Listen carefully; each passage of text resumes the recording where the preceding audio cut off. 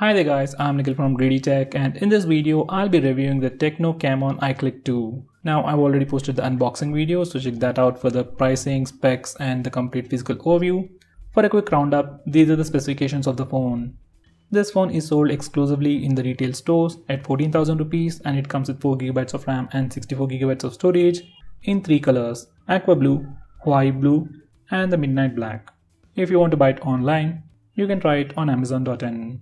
So with that said, I'll directly dive into the review where I'll be talking about the pros and cons in each department. First, I'll start off with the design and build. Now as you can see on the back, this phone's a plastic build with this super shiny finish. It does look pretty unique and it's quite premium in its own way. And when we compare it to the previous Camon series, that's the Camon iClick, the first generation, it is definitely a huge bump up in terms of premiumness and the overall design and build.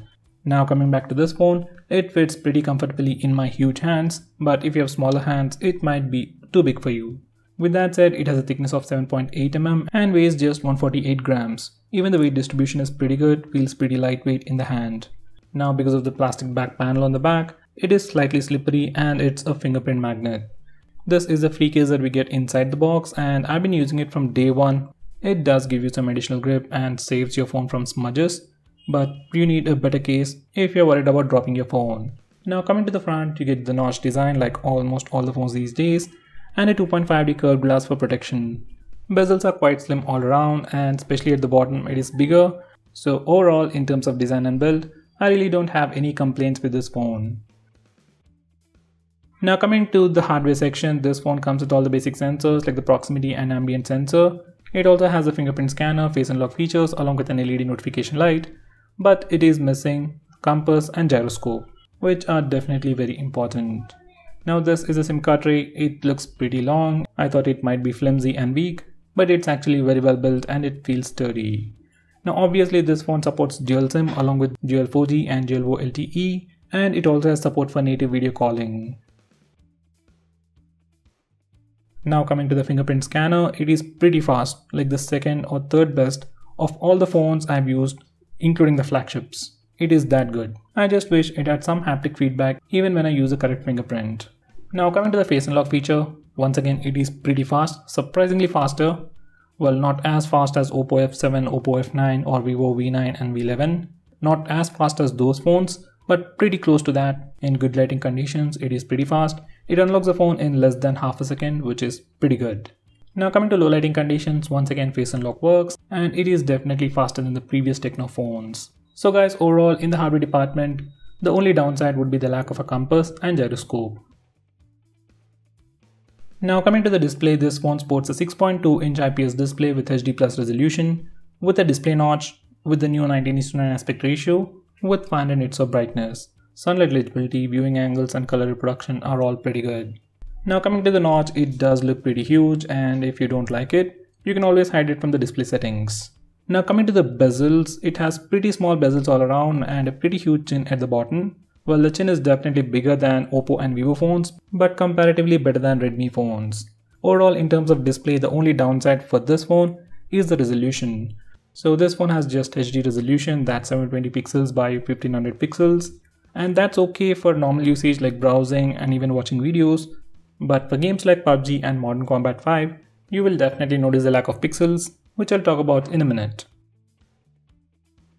Now coming to the cameras, this one sports a dual camera setup with a 13MP primary camera with f1.8 aperture and a 5MP secondary camera with f2.4 aperture for depth sensing.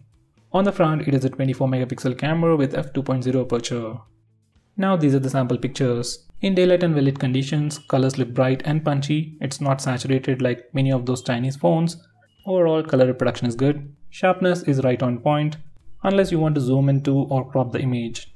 In auto HDR mode, dynamic range isn't all that great, but if you manually turn it on, it is working really well. There is a dedicated mode called Super Pixel mode on this phone, and it works really well. It takes a lot of time to take the picture, but once you get the shot, image quality, whether it's color reproduction or the sharpness, is really good. Now coming to selfies, once again selfies taken on this phone particularly is better than most phones in the same price segment. Color reproduction, dynamic range, sharpness, capturing speeds are much better than many other phones in the same price segment. Now coming to low light performance, this is where this camera has really impressed me or surprised me to be more specific. Color reproduction and sharpness are really great. Even the capturing speeds in low lighting conditions was pretty good. For video recording, it does an okay job, and there's no stabilization either. Now coming to performance, this phone sports a Helio P22 processor with PowerVR GE8320 GPU with 4GB of RAM and 64GB of storage. These are the Antutu benchmark scores, and for some reason Geekbench isn't working at all. Now purely in terms of raw numbers or performance, yes, this phone is definitely not that powerful or that impressive, but when it comes to actual usage, everyday day-to-day usage, because of the software optimization, everything is super responsive and buttery smooth. Like one of the best phones in the price segment when it comes to responsiveness. When it comes to gaming, you can play all the mid-range games or the smaller games without any issues. And you can also play PUBG in smooth graphics settings without any issues. And that's the best you can do with gaming on this phone. Thankfully, there are no heating issues. So overall, in terms of performance, if gaming is not a priority for you, if you're looking for a good mid-range phone, this phone is definitely pretty good. You won't be disappointed. Now coming to the software part, this phone is running a custom skinned version of Android called iOS version 4.1 based on Android 8.1.0, that's Oreo, with the latest October security patch. It comes with a lot of cool and unique features which are not available on other phones.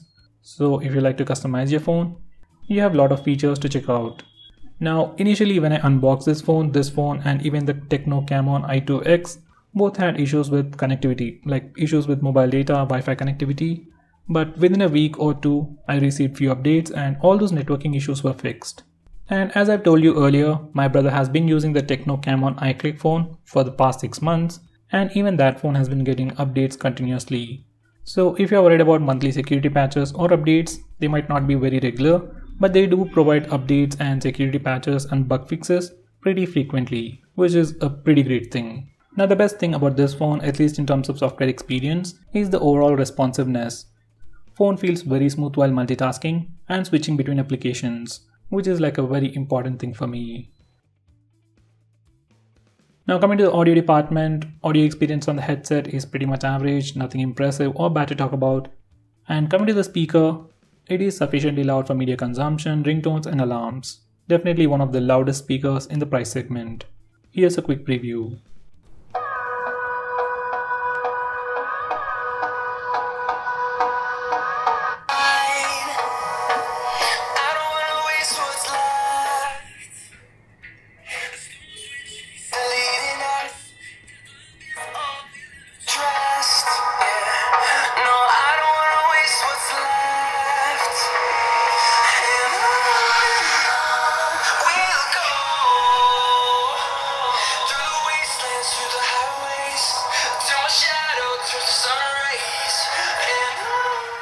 Now finally coming to the battery department, this phone sports a 3750 mAh battery, comes with a 10 watts power adapter inside the box, there is no fast charging, but this phone takes about 2 hours to charge your phone from 0 to 90%.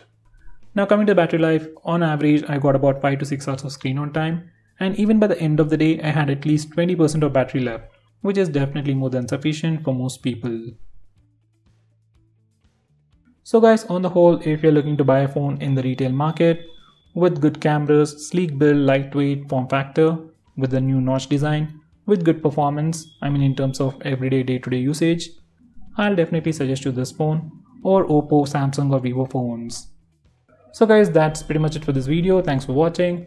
If you want us to make any specific video, tweet out to us with the hashtag AskGreedyTech on Twitter and I'll try to make it as soon as possible. I'm Nikhil from GreedyTech signing off. Have a nice day.